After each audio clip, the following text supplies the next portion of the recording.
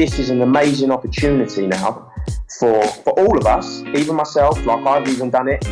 My life's been paused, basically. All of our lives are on the pause button.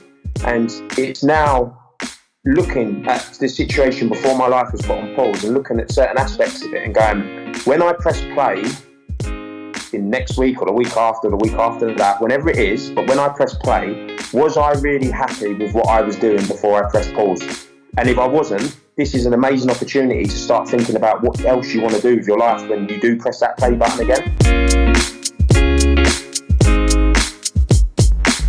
So John, welcome back to the podcast. Well, what's happened since we last spoke to each other? It's just gone crazy, hasn't it? Yeah, it has gone crazy. And, we were just chatting, weren't we, before I pressed record on Skype that, in the past, I've always insisted on doing pretty much all of my conversations face to face.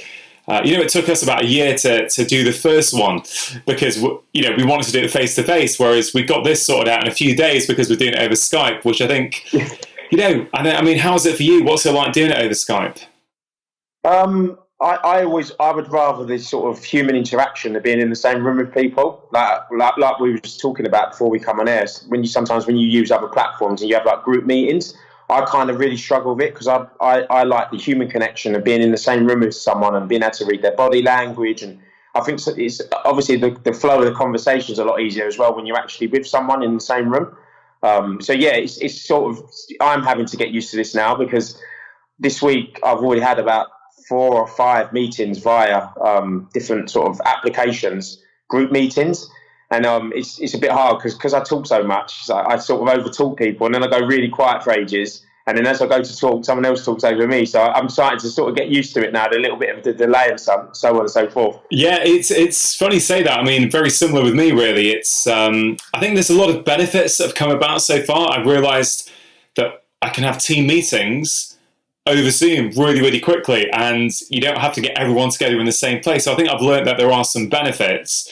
I interviewed Johan Hari for this podcast last week. That's just gone live. And there was a delay throughout the whole call. So I'm always, trying to predict when he's about to end. So there's not a huge pause there, which is clearly suboptimal. But hey ho, the world has changed and the way we do things has got to change as well. So John, the reason we wanted to get back together and chat, and we'd always said we were going to do a part 2, but I think we certainly imagined we'd do part 2 in very different circumstances to this. Yes. You've been putting out quite a few interesting Instagram posts recently about how we can manage isolation. And for people who've not heard that first conversation we did, which was episode 91, and for anyone listening to this or watching it on YouTube, if you have not seen or heard that conversation I did with John that I released on New Year's Day, I would really, really encourage you to do it. It's absolutely, without doubt, one of the most impactful episodes I've ever released on the show before. People are still retweeting it now, 3 months after we released it. And John, I think we should share that we've been working hard on this. We've managed to get it now put onto prison radio, haven't we? Yes, which I'm eternally grateful to you for. Just to give you like a little bit of context to listeners right now that are suffering, we're all in the same situation. Like we're all sort of self-isolating to a degree at home. We might be going outside and doing an hour's exercise, so on and so forth. But today, currently in the UK prison system, it's very concerning because these men, women, and children are being locked up for 24 hours a day. There's already a huge problem within the prison service with mental health. And now suddenly people are being locked up completely and not going out to work, or they're not, unless it's essential work within the prison, like the laundry or catering, like cooking. Everyone else is basically locked up. And I was really concerned because some of the people reaching out to me throughout the prison system are basically saying to me, is there anything you can do to help us with providing some sort of inspiration, something to give these men and women and children in prison to let them know that they're in a bad situation at the moment. They're now in basically like segregation. And how can this 80,000 plus men, how can we give them this little bit of hope? And straight away, what came into my mind was our podcast and our conversation. And I'm eternally grateful to you and your team for being able to be so accommodating to break down that podcast into sort of 55-minute chunks, because obviously prison technology and the way that technology works within prison is very outdated, and they haven't got access to the internet.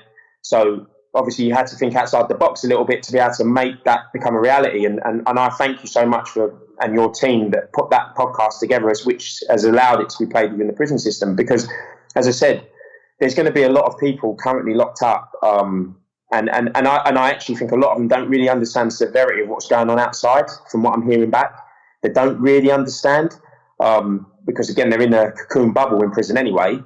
But all they know is now that they're basically put in segregation, like they're locked up for 23 or 24 hours a day with very limited amount of time outside their cells for exercise.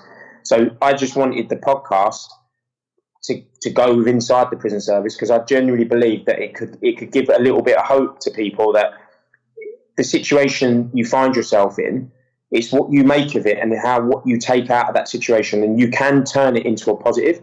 Because I kind of made my life by being locked in a room on my own, in complete isolation, and I'm the person I am today because of that experience, and I believe you can take positives out of this very sort of what can be perceived to be a very negative situation.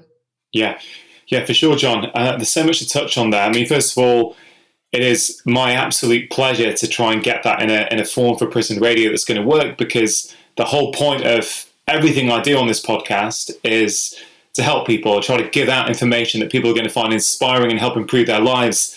And we've always wanted to get this into the prison service, and now, particularly with the new self-isolation that is also impacting people in prison, we will do anything we can to actually get this content out there. And even if just one or two people hear it and it changes their perspective on the next few weeks and months ahead, well, that will have been worth it. So, there's no problem there at all. I mean, John, when you were mentioning prison there, you said men, women, and children. And I think for many of us listening, many people listening to this now will possibly not have thought about prisoners at the moment. So they will be thinking about their own lives, and how are they going to manage with their work, the fact that their kids might be home, now they have to homeschool and work, all kinds of things. And that's understandable. People are looking to themselves initially and going, well, what does this mean for me? How can I change things? But I was really struck there when you said men, women, and children. And the women and children piece, in particularly children in prison. I mean, that's quite, for people who don't think about that, it's really quite striking to think of these guys being isolated as well in prison. And I guess sometimes we don't even think about children being in prison. It is, again, I often say this in life, you only know what you know, and a lot of society doesn't really get to see, unless you really search out for it. You don't really know the numbers. Like yesterday, and you have to praise the MOJ for this, they released 35 pregnant women from prison. Yeah. Because of the risk to preborn children. So again, they deserve praise for that. They've allowed those women to be released from prison because of the risk of the virus affecting them whilst they're in prison. But children in particular are very vulnerable. And again, some of them have done very bad stuff, and they deserve to be in prison. But they are still children, and you can't just give up on them. Because I always say, I turned my life around and I did something with my life and I achieved what I've done, and everyone has the potential to do that. And I felt from my own set of circumstances that I have a moral obligation, because I've been through the journey I've been through and been in prison, and I've come out and I've been successful. I have to reach back with inside that prison and help young people, and show them the light, that there's another opportunity for them to better their lives and be better people. And if they can listen to the podcast that we've done, I'm currently working on sending 3,000 books, so every single young offender in the country gets to read my book in segregation, because that's where my life was born out of. Like, when I was locked in that cell for 24 hours a day for a whole calendar year, that situation made me the man that I am today. So I just want to try to put as many seeds in these young men's minds in this what's a very challenging time for young people in that situation, and just show them that even if it might feel very dark at the moment, it's the choices and decisions you choose to make now that could help you better your life. Like, it's the perspective. It's keeping yourself in the moment. I I think that's very important. When I was in prison, and I was locked up, I was in there for 10 years in total, and vast majority of that sentence, I was in 24-hour a day lockup, which I'd done that for a whole calendar year, where I didn't leave the cell once, or I was locked up for 23 hours a day, or 22 and a half hours a day. So the vast majority of the sentence, I was kind of locked up on my own, because I wasn't sharing a cell with anyone. But I made decisions whilst I was in that situation, and I made choices which allowed me to grow as a person, because I wanted something else for my life, and I realised, even though I was in a situation where you could perceive it as being wasted time, I didn't want to waste that time, and I wanted to make the most of it. So I chose to read books to educate myself, and then I started exercising because it made me feel alive. At the time, I didn't really understand the exercise and the effects it had on my mental health, but it had a profound impact on my mental health, because it got me through a very challenging situation in my life. And that's why I am so adamant. And since this whole situation's occurred, every message I've been trying to put out through social media and through friends that I know is to stay active. My top tip is to keep a routine as well. Try to follow a structure every day. Don't start going to bed 4 hours later than you normally used to going to bed. Don't start waking up 3 hours later than you normally used to waking up. Keep that routine, and keep yourself in the moment and stay present. Don't think this could go on for 5 months. It could go on for a year, because you watch the news sometimes, and I try to limit my news intake, because you're just getting this reinforcement of negativity constantly. And some people are saying it might go on for a month. Another person goes, it might go on to 2021. And all I would say is about managing yourself in the present and keeping yourself in the present and what you're doing every single day. Yeah. And that's what helped me get through a very challenging situation. Yeah, John, look, there's so much to talk about here. And this is the exact reason why we wanted to have this conversation, was because, you were in isolation. And now it seems like the whole country, or a huge part of the country, has been also put in isolation. And so the lessons that you learned about yourself are possibly things that we can all learn from now, because for many of us, we've never faced anything like this before. I think probably for most of us, we've never faced anything like this. So just to really, just to summarize again for people, John's got an incredibly inspirational story. He had 2 life sentences. He was locked up at a very young age. And through finding sport and through changing your mindset, you managed to rehabilitate yourself. You're now a free man, and now you're helping, inspire generations of people here in the UK, all around the world, with your incredible story. So that's the kind of top line here. Now, when we went into your story, we went into it in a lot of detail. There were a few transition points. There was one particular moment when you were locked up, when I think one of your friends who you saw on your prison TV had died in Holland, I think, from recollection. So that was a big turning point for you. So what I really want to understand is, so you were in a prison cell, and you said for the majority of the time you were in solitary confinement. Yeah. So you only found physical activity in a big way after you had that sort of life awakening event, when one of your best buddies died, and you saw that on TV. So I want to sort of tap into what happened before that. Before you found physical activity, you were also experiencing confinement, right? Is that? Yeah. So when I first went to prison, because there's 2 parts of that story. There's when I went to prison when I was a young man, when I was 18 years old. That's where I was in segregation for a year. When I was locked in that room for 24 hours a day, I had very limited access to resources. So, like, I had a bunk bed, I had a chair, I had a cardboard table, and that was it. I had no other resources to access, really. So when I was in that situation, I had to make decisions how I was going to mentally cope with being a young man, because at this point I was like 19 years old. How was I going to get myself through this situation? And someone said to me, when you go to prison, you don't live, you just exist. And I needed to feel alive. Now, I wasn't physically active as a young person. I didn't really engage in sport whatsoever. But when I was in this cell and I was locked up, I just started exercising one day. I don't know what. I didn't do it for aesthetics. I didn't do it to be an athlete. But I started doing these circuits, and I was so unfit and overweight and unhealthy. I did that unhealthy lifestyle, taking drugs.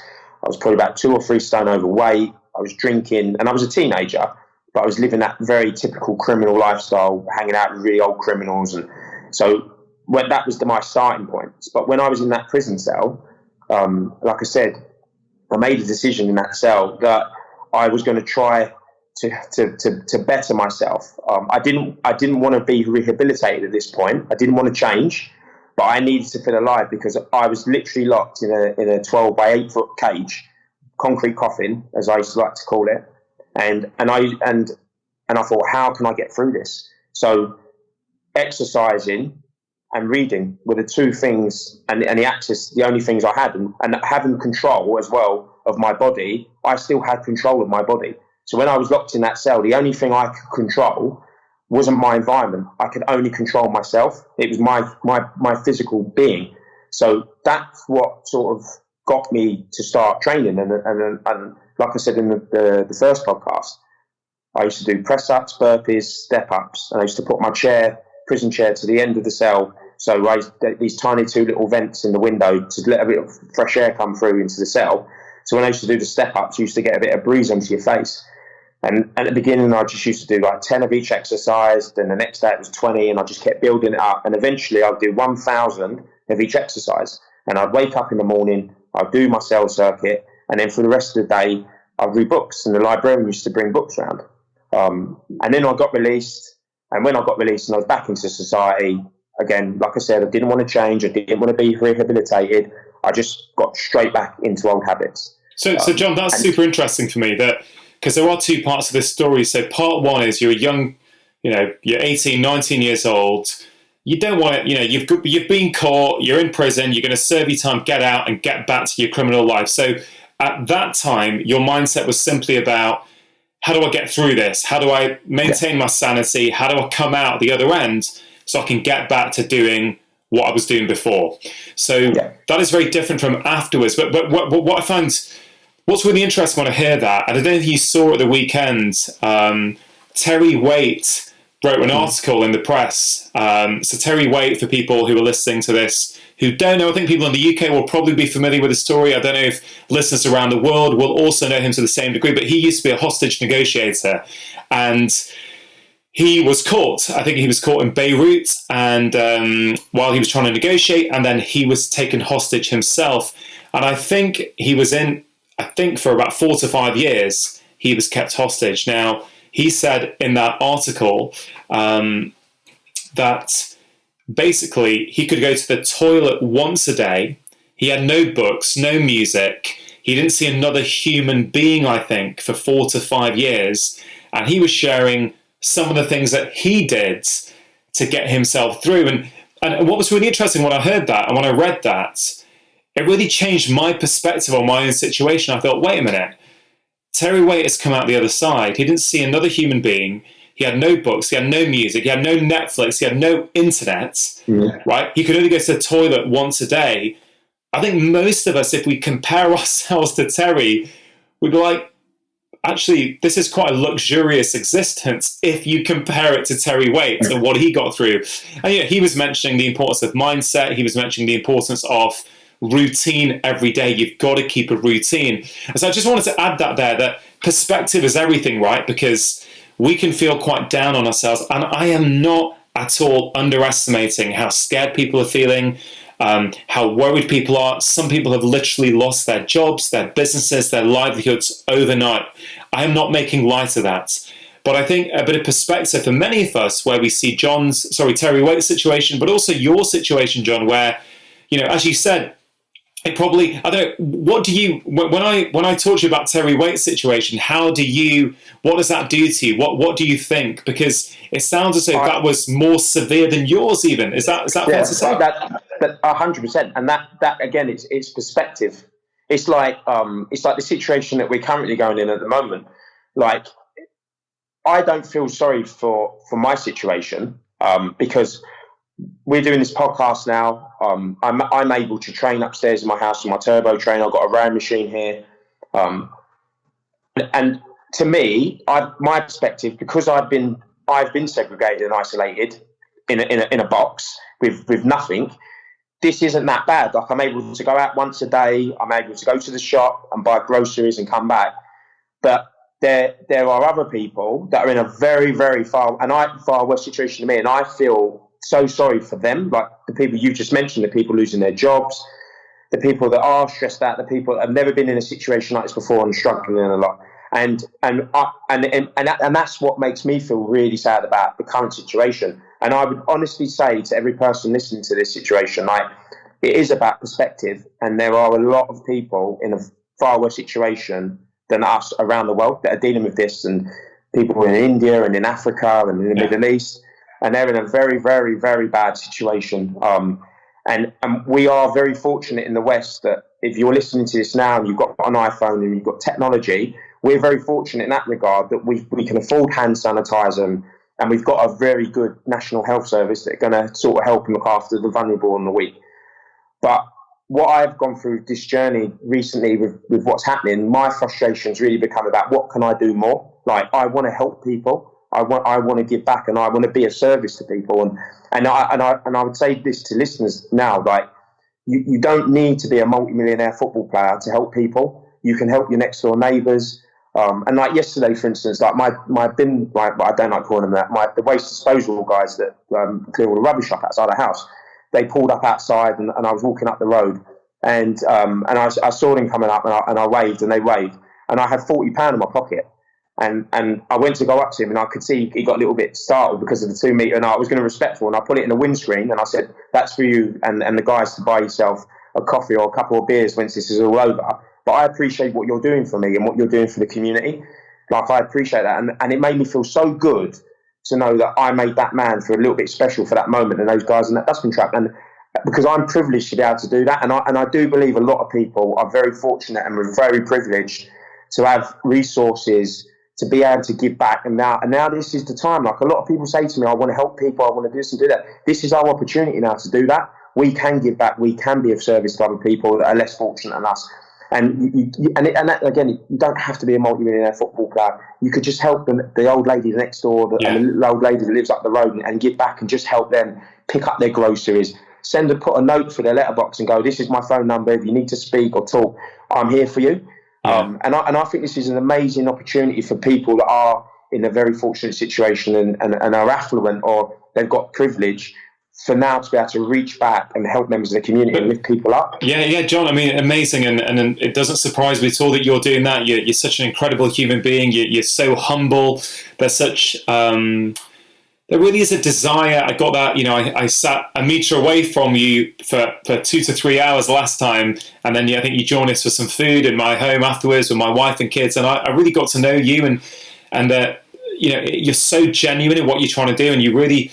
you've never wanted sympathy. You've said, you made your choices, you live with them, you're just making different choices now.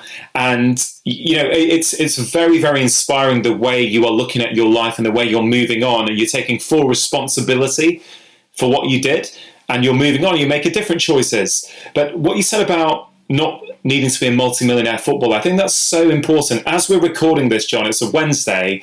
I, on my Instagram, launched a 7-day kindness challenge on Monday, which was inspired by last week's podcast with David Hamilton, which is all around kindness and how good it is for our health, how it helps us lower stress levels, improves our relationships, makes us happier, can even reverse aging. Some studies have showed being kind. But what was really interesting is that David shared some research by saying if an individual does an act of kindness to another individual, over the course of a day, that can spread very quickly to 125 more people. And really making the case, and we recorded this, well before coronavirus sort of became, global news. And this whole idea that kindness is contagious, and the smallest acts of kindness, even if we're privileged, even if we're not privileged, if we're feeling really bad and really low at the moment, doing a small act of kindness for somebody, whether it's your next door neighbor, whether it's, saying hi to the bin collectors and saying, hey guys, really, really appreciate you. Whether it is, going through your phone book and just going through it random and sending people voice messages or text messages you've not spoken to in years. As you said, John, it's not just about that other person. You felt better when you gave that 40 quid to the bin collector. And I would say for people, anyone listening to this right now, if you do an act of kindness immediately after this podcast, no matter how small it is, you're going to feel better. You're going to feel like the world's a little bit of a better place. So I think that's really, really important. And we're all in this together. We're all in it together. Everyone, like now, we're all equal into regards. Like we've all had our freedoms restricted, and this is a time now for us to come together as one and help each other. We're all in the same boat to a degree. We're all in the same situation now, and I think this is such an important moment for this country, and I think for the world, because I do think I think there will be positive change from this. I had a really interesting conversation last week with a friend of mine that works for a company in London, and he was very well paid job. He's got a 1-year-old baby, and he was in the park with her on a Wednesday afternoon, and he hasn't experienced that since she's been born, because he's been at work all the time, and it's made him evaluate his own life. And I think this is an amazing opportunity now for all of us, even myself. Like, I've even done it. My life's been paused, basically. All of our lives are on the pause button, and it's now looking at the situation before my life was put on pause and looking at certain aspects of it and going, when I press play in next week or the week after that, whenever it is, but when I press play, was I really happy with what I was doing before I pressed pause? And if I wasn't, this is an amazing opportunity to start thinking about what else you want to do with your life when you do press that play button again. Do you want to carry on doing the same job, or do you want to do something else? And I think this is such an amazing opportunity for all of us to take stock of our lives and use this time, like doing things that you've always wanted to do. If you want to speak another language or take up a hobby, like, you've got the time now to do that and invest in yourself. Like I invested in myself whilst I was in prison. I started exercising. That made me fitter. I started reading. It helped me with my education. I learned different things about different cultures and different lives, and that's benefited me massively, the person I am today. So this situation, outwardly, you could perceive it as being very negative, but actually this could be your moment of growth. Like, you could get so much out of this situation to move forward with the rest of your life and lead life that you've always wanted to lead off the back of it. Yeah, for sure, John. And I think that is something I've been reflecting on loads. And I love that whole thing about your life being on pause. And I guess it's very much like, the DVD that was playing in your life. Do you want that same DVD to continue, or do you want to take it out of the player and get a brand new DVD and pop that in? And I think all of us, when I am at home and my kids are here, you mentioned routine. One thing I've really started to block off in my diary is they've got a homeschooling program from their school at the moment. So they're, we're not being, frankly, I'm not that bothered about them following every aspect of that. I think, there's far more important things going on at the moment. So I think, follow a bit of it if they're getting something out of it. But if they're not, okay, there's other things they can be doing. They also can take this as an opportunity to paint, to practice monkey bars, for example. Again, I'm lucky that I've got some monkey bars in the back garden, some ones that they can play on. But it's fascinating for me that I've realised. We were chatting over dinner last night, my wife, myself, and the kids. We were talking about the situation. We were saying, "Hey guys, how are you finding this?" And they both had a big smile on their face and giggled to each other. I said, "What are you liking?" And we said, "Are you enjoying being at home at the moment?" And they had a big smile on their face. And I think they're loving the fact that, Daddy can't travel at the moment. He can't go to London and do these overnights when he's away. So, like, Daddy's around for breakfast and dinner every day. And I'm also enjoying seeing them all the time and thinking, wow, do I want my life to go back to the way it was before that? Well, maybe some aspects, maybe not. It's going to be individual for all of us. We've all got to figure that out for ourselves. There's no one right answer. But I think there is an opportunity for growth for all of us if we're prepared to take it. John, I want to just go back to you in the prison cell for a second, because as you said, there were two parts of that story. Part one, you've explained, you're a kid, you didn't want to change, you just wanted to get through.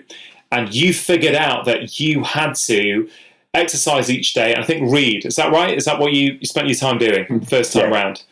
Okay. So then you get freed, you get back to your life, and you go back in for the second time. So just to recap, how old were you then? And then what happened that time? Were you better prepared because you'd already done it once? You thought, okay, I know the drill here. I'm just going to do my exercise and my reading, and that'll get me through. Talk us through that. So when I went back the second time, I was 22 years old, and it was a different set of emotions because when I went to prison when I was a young man, when I was basically a kid still, as a teenager, it was unknown. I had no fear. I'd never experienced it before. It was completely. I'd never even been arrested by the police. So I'll get arrested the first time, end up going to prison. It was all unknown to me. But when I got arrested the second time, obviously I'd experienced it. I'd tasted it. I'd spent a year of it in isolation. So I knew what was coming. So even to the degree that when I got arrested, I remember I was having a car chase. And I had this voice in my head, like I'm talking to you now. I could hear it in my head. And it just repeated the same words, I'm not going back to prison. And I was totally prepared in that moment to die trying to get away from the police because I was so fearful about going back to that situation that I'd been in before. And I remember thinking, I'm not going back to prison, I'm not going back to prison. And obviously I ended up getting arrested and I got caught. And I remember being face down on the floor and I was surrounded by armed police. And it was like a road truck had just wiped me out. Like I knew what was coming. I knew the situation I was going to go back to. I knew I was going to be locked up in a cell again. And I knew I was going back for a lot longer than I did the first time because obviously I reoffended. When I went back to prison this time, everything had completely changed because now I'm a grown man. I'm 22 years old. And the Metropolitan Police made an application to the Ministry of Justice or the Home Office at the time, which was to basically make me a double category A high-risk prisoner, which is the highest level of security that you can be on in prison in the United Kingdom. So to give you like sort of some perspective of that, there was in the whole of the prison system, and at that point, I think it was like nearly 90,000 men. Out of 90,000 men, there was 28 men that escape had to be made impossible. And the likelihood of those 28 people trying to escape was so severe that the escape must be made impossible, so which basically meant you was then incarcerated in the most draconian environment, which was on a HSU, which is a high secure prison unit in Belmarsh Prison. So it's a prison within a prison. That got built in the 90s to house the IRA. And obviously as sort of the world moved on and changed, it was predominantly then people that was in there for terrorism, like the suicide bombers that tried to block the tube in 21/7, with Sheikh Abu Hamza. And I got basically put on that unit. I got the MOJ and Home Office approved it, the application that the police put in, because the police said that I had the resources to be able to escape from lawful custody. And I got put on this high secure prison unit. And the only way you can explain it is like, we used to call it the underground bunker. There's not much natural light on there. It's very claustrophobic. When you go out and exercise, when you look up at the sky, there's so much helicopter wire netting that you can see the sky, but it's basically through like a hamster cage. It's just dark grey, smells of bleach. And then when I went onto that unit, I knew that was going to be my life for quite a substantial amount of time, because I knew I was going to have to wait to go on trial. So straight away, I went back to my coping mechanism, which was doing my cell circuits, and it was reading books. And I was locked up on that unit for 2 years, for 23 hours a day. I was locked up for, on average, I would say, just in this very claustrophobic bunker. And I reverted back to type. Like I said, I started doing the cell circuits, I started reading books. But again, it was very important for me to keep myself in the moment, because I knew at this point, I knew I was going to get a long time. I didn't actually realise how long I was going to actually get. But if you sit in a situation, you're crossing days off a calendar, and you start thinking to yourself, I could potentially spend 10 Christmases in this place or 10 summers, and you're looking around at four walls, you would go insane. Like, you literally cannot break time down in that format in your mind, because it just seems like it's insurmountable. So this is super interesting, John. So let's just go there. So you're in that cell, you're in this prison within a prison. As you say, I can't imagine that when you are allowed out for that once a day, it's dark, there's anti-helicopter wires everywhere, so you can't even properly see the sky and actually, have that sort of natural feeling that many of us get when we go outside. So you've already been in isolation once in a different prison, so you're going into that. Does it take a little bit of time to get used to it? Why I'm asking that question is, as we record this podcast, it is 9 to 10 days since Boris Johnson gave his evening statement where he basically put UK society on this sort of lockdown. So there are various stages within that. I think for some people, for the first couple of days, it's a bit of disbelief, it's a bit of resistance then, and then at some point that turns into acceptance of the new reality, right? And so what happens for someone like yourself, you knew you were in for a long time. Did you resist initially? Did you almost disbelieve it? This is not happening. This can't be happening. Something's going to change. Or I'm wondering what we can learn from that for people listening to this right now who are still in disbelief, who are still thinking, this is not really happening. This is going to end this weekend. And then it's just going to be like a bad dream. What can we learn from you in those initial moments? So I'll give you an example. When I initially day dot, very first day, I went into the HSU prison in Belmarsh. The second time I got arrested, for that very first week, I remember the next day when I woke up in that prison, I thought, what was I doing last week this time? And I was outside. And the Wednesday, what did I do last Wednesday? I was outside. And then what ended up happening, when I got to the second week, I thought to myself, what was I doing last Monday? Then I was inside. And then Tuesday I was inside. And what was important for me was, you do resist at the beginning. Of course you do, because you don't want this to be your life, because it's not comfortable. It's not nice. You're having things taken away from you you don't want to let go of. It is very important that you come to accept it, and you come to manage the situation that you're in. Because if you don't do that, you're just going to end up driving yourself mad, and you're not really going to be productive in the situation that you're in, because you are in that situation. We're all in that situation. So I think it's about accepting it, which I did. And once I accepted it, it was like, well, how am I now going to cope with the situation? And that's where I put things in place, which was the exercising, which was the reading, which was the structure of my own day in that very small space.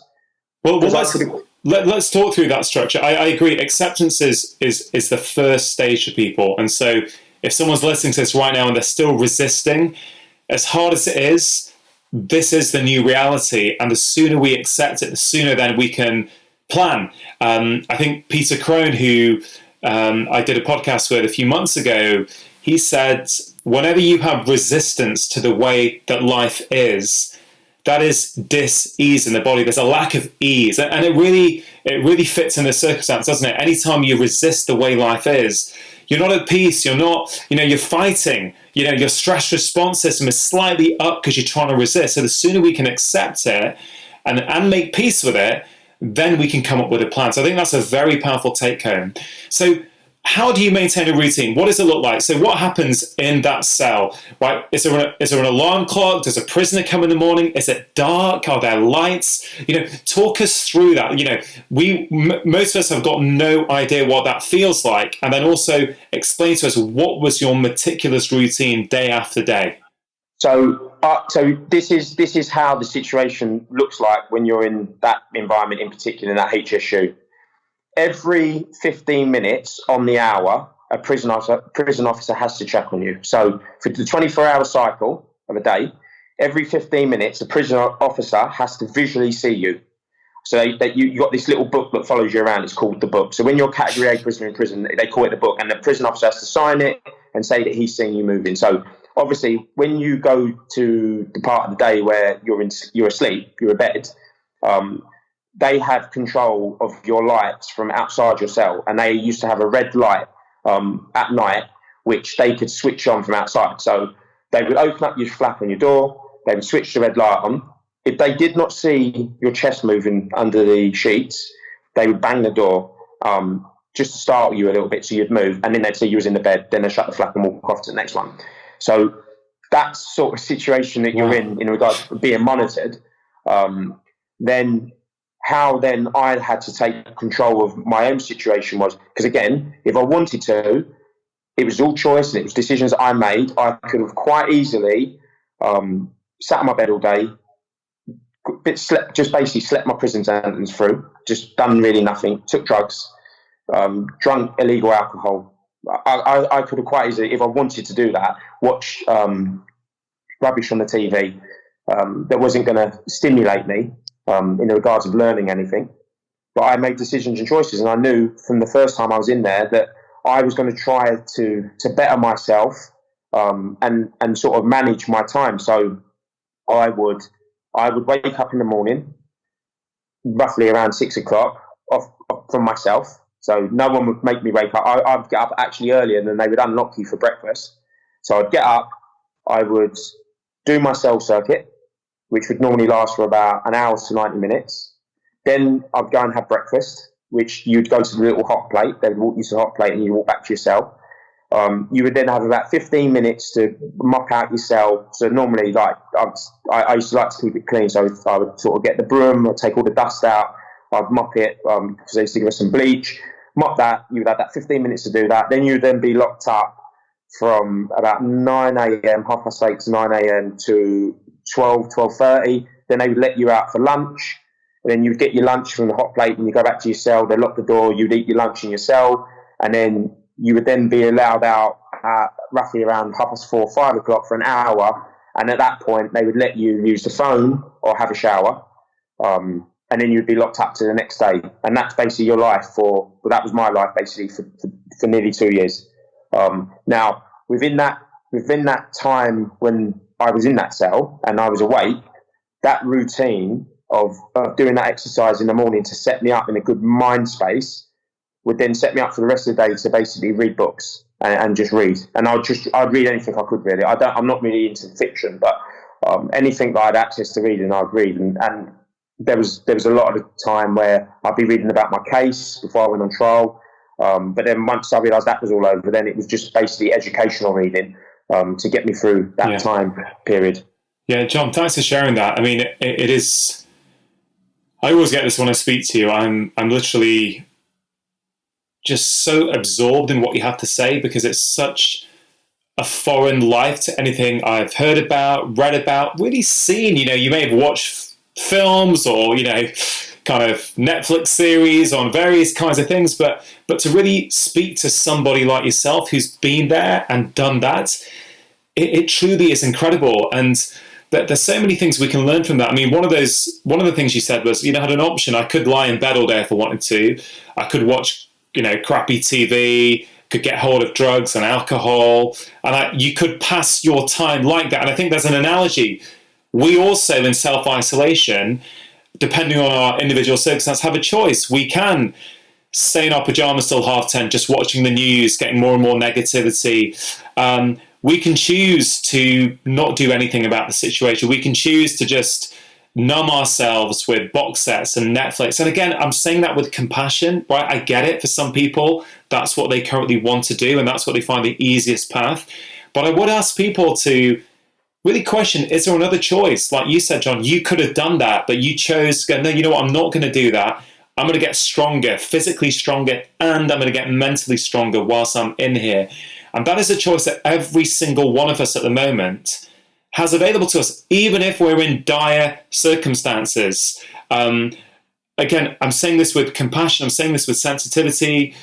Even if your life is tough at the moment, we can still make a choice to do those little things, can't we, about our physical health and our mental health that you had to do? Yes, totally. Like, I wouldn't imagine there'd be many people listening to this podcast right now that would have been in the situation that I was in, because you could look at it. My situation was fairly hopeless. I literally had no control over my environment, so I didn't have the keys to the door. And it was also, I'm not sort of trying to, it was self-inflicted. I put myself in that situation. I've always accepted full John, responsibility. I don't want to interrupt you, but fairly hopeless, I think, is the biggest understatement of the year. I mean, I don't think anyone listening to this podcast right now has faced anything like that. I would imagine. Certainly, I would imagine. Yeah, it's like I remember when I come back from court and I got the 2 life sentences, and like it would I can't express to you how easy it would have been for me to get those 2 life sentences, to basically just give up and go, because at that moment in time there was a lot of men in life doing life sentences in prison, and they wasn't getting released from prison. They was just basically they were going to probably spend well over the minimum tariff of what the judge gave them to be in prison. So you've got all that round you, and you're hearing these horror stories of someone that got life with a minimum tariff for 10 years and they've been in for 25 years. So it can be quite hopeless, and there's a big issue within the prison system with people getting life sentences and going past their minimum tariffs. And they become hopeless. Like they don't ever know when they're going to get released, and they start taking drugs and they become depressed, they develop mental health problems. But I made, again, it was a choice and it was a decision, and I thought, I'm not going to let this place beat me. I'm not going to let this situation beat me. Like, I'm going to come out of this a better person. I'm going to do something with my life, and especially when my friend died, that was the catalyst, and it made me even more determined. But like, I'm not like, and I often say this, I'm not some sort of special breed of human being, because I remember when I got to my end of my tariff. So when I served the minimum term that the judge said of the life sentences, so he said I had to serve a minimum of 5 years off the life sentence before I could be eligible for release. And I can't express to you in words how psychologically challenging what I'm about to tell you is. So when I got to the end of my 5 years, so when I actually served bang on 5 years in prison, I remember that night I went to bed, and if I was doing a normal prison sentence, I'd have been released that day, right? So I would have got out that day. They would have walked me to the gate, and I'd have been a free man like I was the first time. But when I got to that 5 years, I remember I went in my cell, I went to sleep, I woke up the next morning, and I was still in prison. And I did 5 years in one day. And then I actually then realised how out of control I was of my situation in the regards of being released from prison, because now I was at the mercy of the parole board and of the system. Really, like, it was up to them when they let me out. It didn't matter what I did. I could only I could demonstrate to them that I was no longer a risk to the public. But then obviously now I was in this whole world of bureaucracy where parole boards got delayed, reports didn't get put through on time. That meant I ended up serving an extra 3 years longer than I was sentenced to, because of all these mistakes that was made through bureaucracy. Like, people lost reports, parole boards got deferred. And I remember then, psychologically, it got even more challenging for me.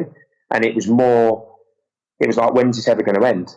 But what I did not stop doing, I did not lose hope. And I carried on training, I carried on reading, and I carried on believing that my life would get better.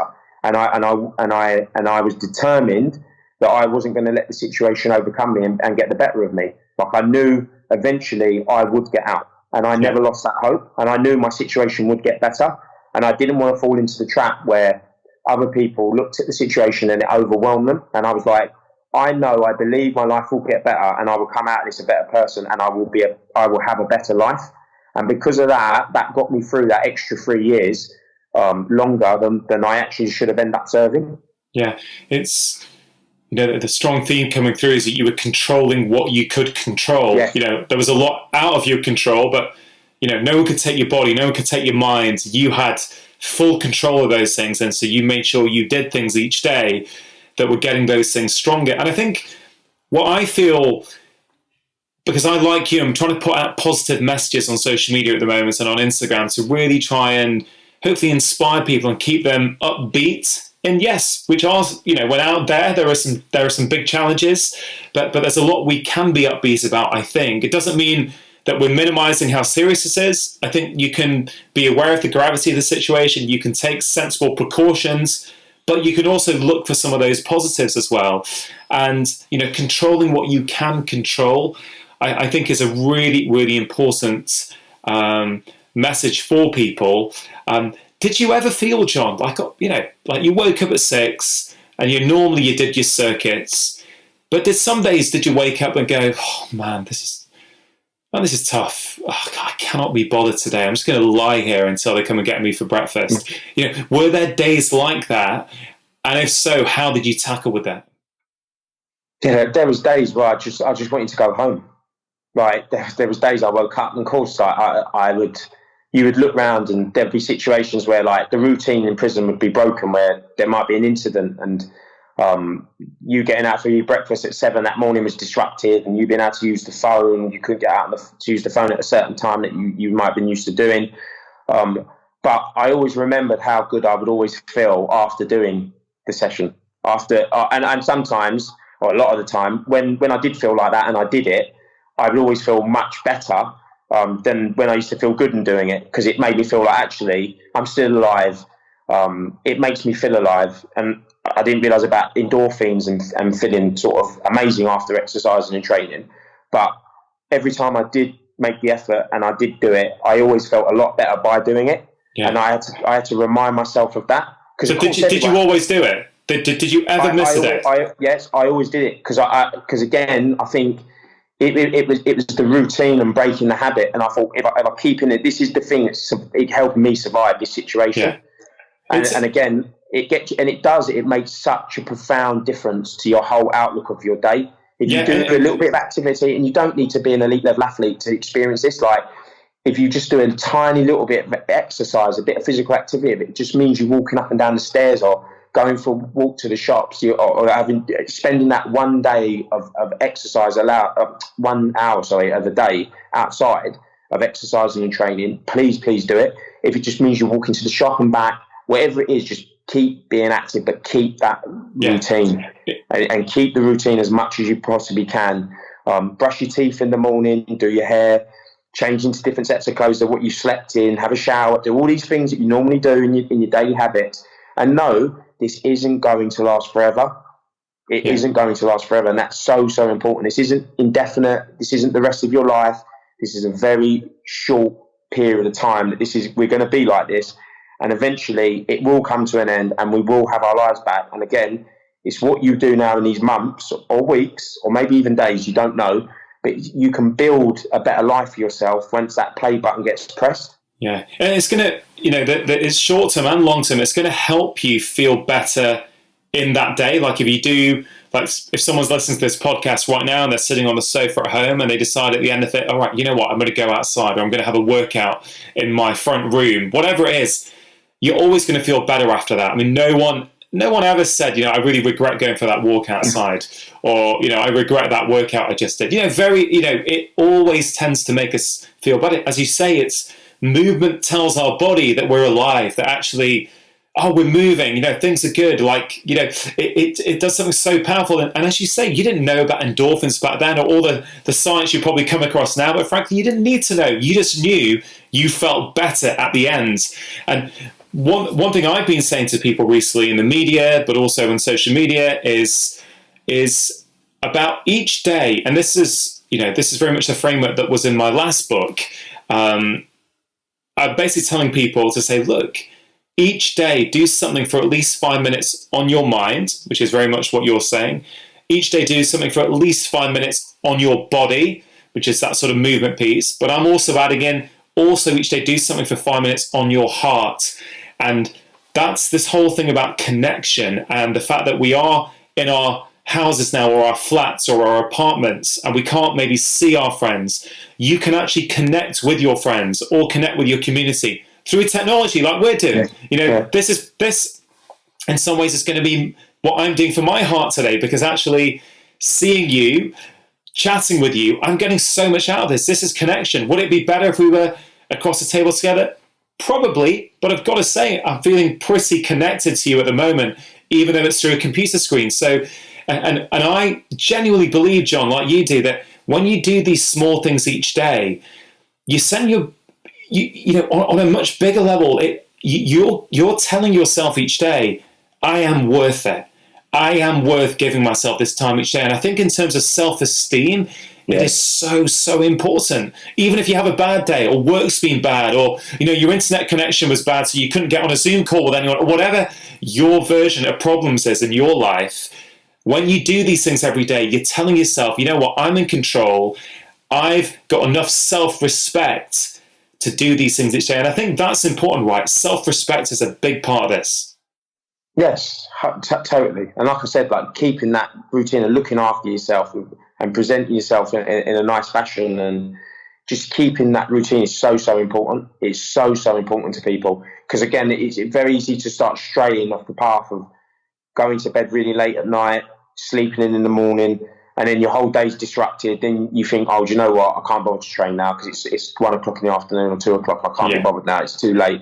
But it's to keep that routine. If it's following Joe Wicks's training in the morning at 9 o'clock, which a lot of my friends are doing, and I know a lot of teachers are getting their pupils to follow it and stuff. If it's just that, or finding workout videos online that you enjoy, the training, teaching the videos, whatever it is, make sure at that time you wake up, you have your breakfast, and then bang, you do it, and then you set your day off in a positive fashion. Yeah, I just thought there to one of the other things that Terry Waite said in that article, and he said, whilst he was initially he was allowed his own clothes, I think that changed after a few weeks or a few days, but he said, whilst I was allowed them, every night I'd take off my trousers and I would put them under the mattress so they were getting pressed every night. Mm-hmm.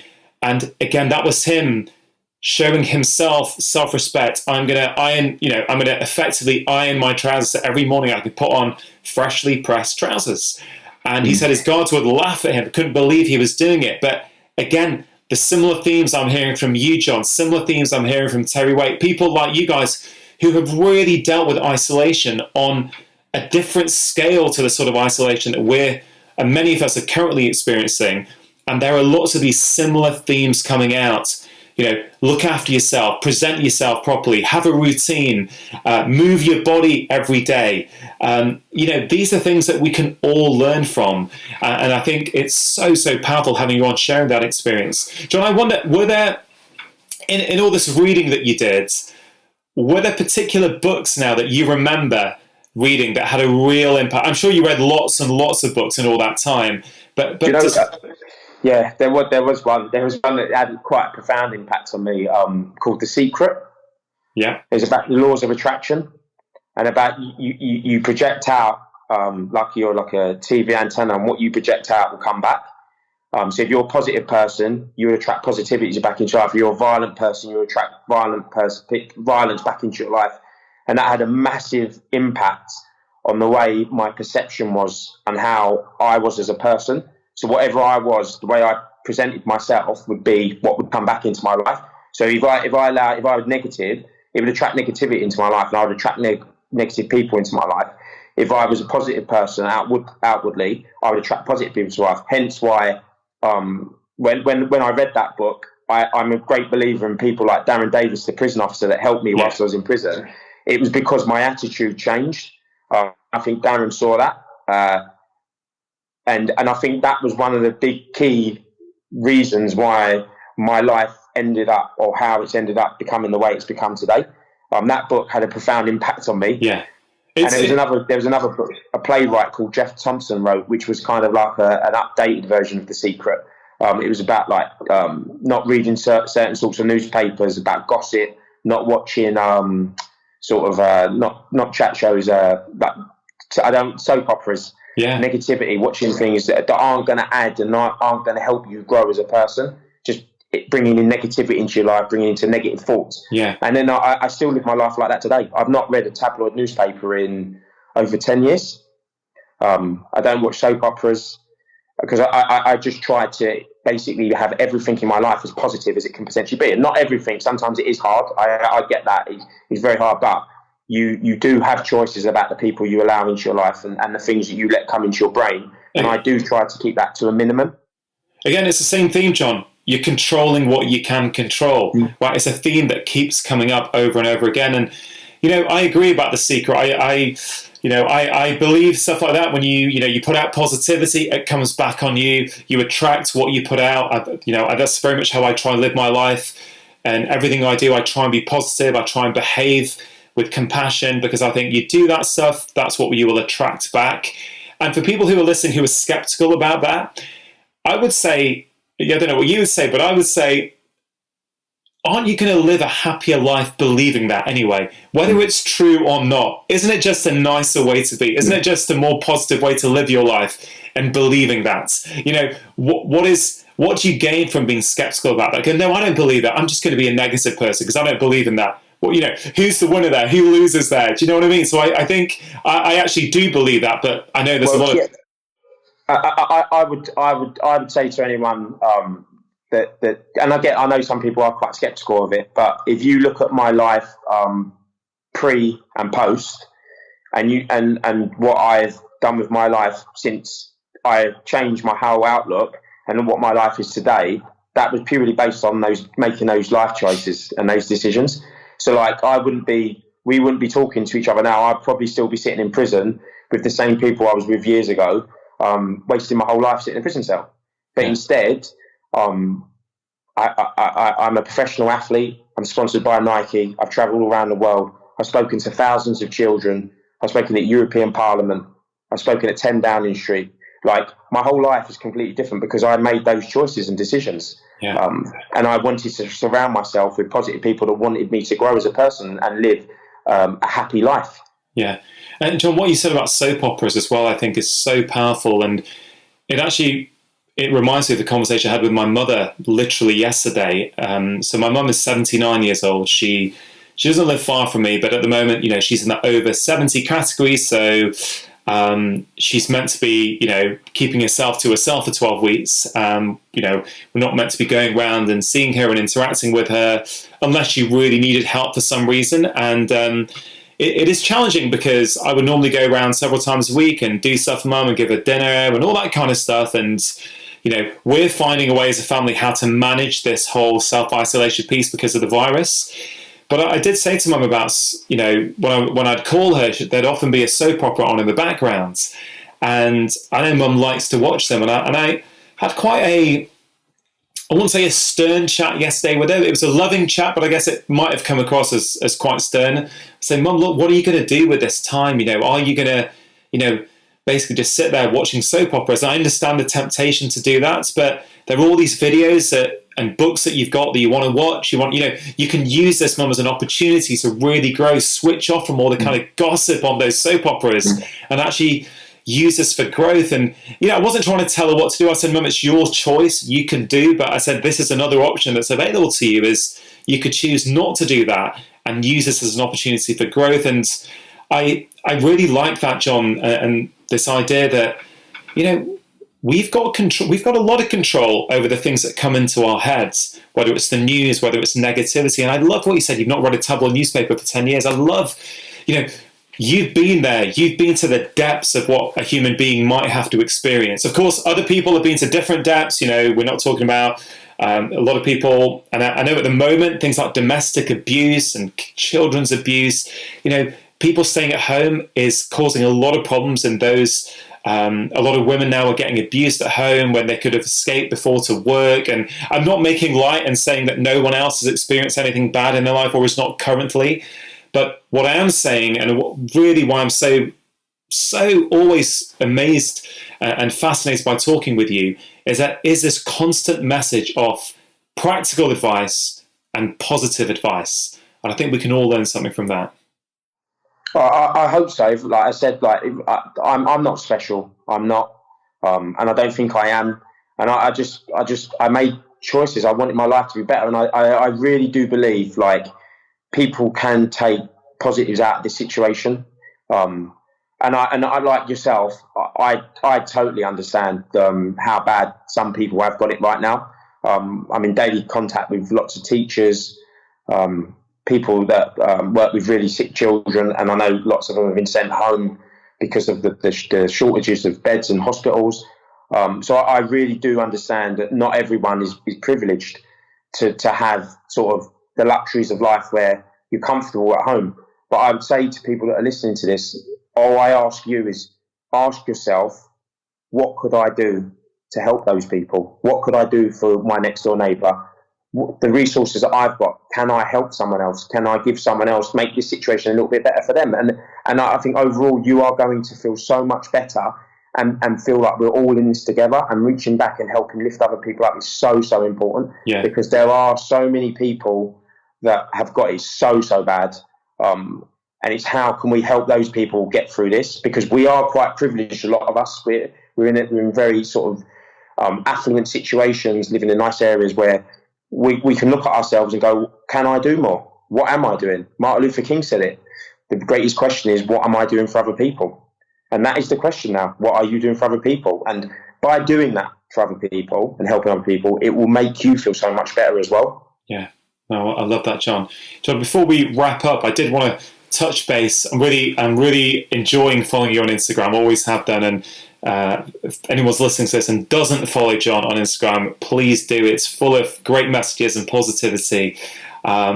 But John, you put a post up a few days ago, and I think it was about Nelson Mandela and how much he trained in his prison cell. I wonder if you just expand on that, because again, that is inspiring for those of us who still need a bit more inspiration and motivation. I think that's really, really going to hit the spot. So Nelson Mandela has had quite a profound impact on my life. So hence why, to go back, when I was in the segregation unit, when I was in prison, when I was a teenager, a lot of that stemmed back from a young mind that read a book. And in the book about Nelson Mandela, there was a passage that he used to smoke cigarettes when he went to prison, and the prison officers was using the fact that he smoked cigarettes as basically something they could take away from him. So they were punishing him by retracting it, the privilege. So he thought, if you're going to try to use that as a way of punishing me, I never smoke again. And he stopped smoking cigarettes. So in my mind as a young man, I thought, if you keep me in this room and you think this is a punishment, I'll take it away from you. So then I never left the room then for the next 365 days, because I felt if they thought by putting me in there, it was hurting me. If I took that away from them and I then didn't want to leave that room, they had nothing over me, because that was the worst that they could do to me. So obviously Nelson Mandela played a big part in my incarceration when I was a young man, like the way I dealt with that situation. And I put up a post the other day. So when Nelson Mandela was in prison, he used to work in the quarry, and they're breaking up rocks to make him into gravel. And 4 days a week in his cell, he would run for 45 minutes on the spot. Because again, it was his routine, and exercise and being active was the big part. So even though he worked in a quarry, breaking up rocks every day to turn them into gravel, he would still go back to his cell 4 days of that week and run on the spot for 45 minutes, because the exercise and the physical activity helped him get through 27 years of being incarcerated. And then you look at what Nelson Mandela come on to do, leaving South Africa, becoming one of the greatest world leaders there's ever been in humanity. And you just think to yourself, he spent 27 years in those conditions. Imagine the growth that you could potentially do in the short period of time that we're going to have now. You don't need to go through that massive 27 years of a journey, but it just shows you what can be achieved with mindset and what you can do with your life. Yeah, I mean, John, I've almost got a tear coming just hearing that. It is so profound, and it makes me think that, let's say things change in the UK, and I appreciate there's listeners all over the world at the moment, but let's say that we get that one movement outside a day taken away from us. Let's say, because it's a possibility. I really hope it doesn't happen, but it may happen. Just let's think back to that Nelson Mandela story in his cell, on the spot, jogging for 45 minutes a day. I mean, that really shows all of us there is no excuse for us not to be active, apart from the excuses we make in our minds, because that's ultimately what it is all about, isn't it? It's mindset. It's how we look at it up here that determines our actions and how we get out of the situation. But again, with Nelson, it's also, like I said before, this is going to make you more resilient for whatever comes in the future. Who knows what the future is going to hold? Let's say you're someone who has lost their job or is finding it very financially difficult at the moment. I feel for you. I think that must be incredibly challenging. But whenever life does return back to normal, or even if it takes a long time for that to happen, the fitter you are, the physically strong you are, the mentally stronger you are, the more able you are going to be to adapt to that, the more able you're going to be to find a new solution to that. So I think what you're talking about, John, is universal for all of us. And, John, I always feel that when I speak to you, I come out of these conversations a better and a more enlightened person than when I started it. So honestly, I really feel this deep connection to the way you put your story across, the authenticity, the integrity with which you speak. It really is incredible. I know people are going to love our conversation again just as much, if not more than the first time round. But John, as you know, it is called Feel Better, Live More, this podcast. I always like to leave people with actionable tips at the end that they can think about applying into their own life immediately. You've already mentioned a lot of them, but I wonder if you could just provide a brief summary at the end for people so they can really, really take something out of this.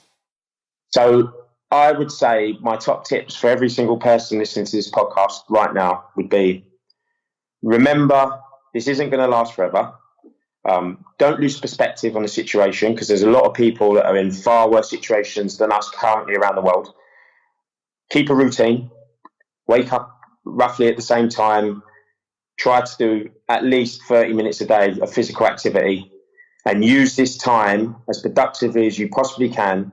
So when the pause button turns into pressing the play button, that you move forward from the situation a much better person, and use this time to evaluate your life before the pause button was pressed, to look at where you are today and where you want to be in the future. And was you really happy before all of our lives got paused? And if you're not happy, what can you do now to help you live and lead a better life when we press the play button, when that comes in the near future? Yeah, brilliant, John. Really, really great tips. John, thank you so much for your time. I know you are training hard at home, inspiring a lot of people as always. And look, I have no doubt this will not be the last conversation we had. I know we were planning to do the next one, part 2, in prison. So we're going to make that part 3. We'll do part 3 in prison later this year when we can move again, when we can get together. And take care, mate. Take it easy. Thank you, mate. You take care as well. Bye-bye, everyone. Bye-bye. Press subscribe to get more inspiration and ideas on how to feel better so you can get more out of life. And if you have a moment, why not check out this conversation that I've picked out as a perfect follow-up. Remember, lifestyle change is always worth it, because when you feel better, you live more.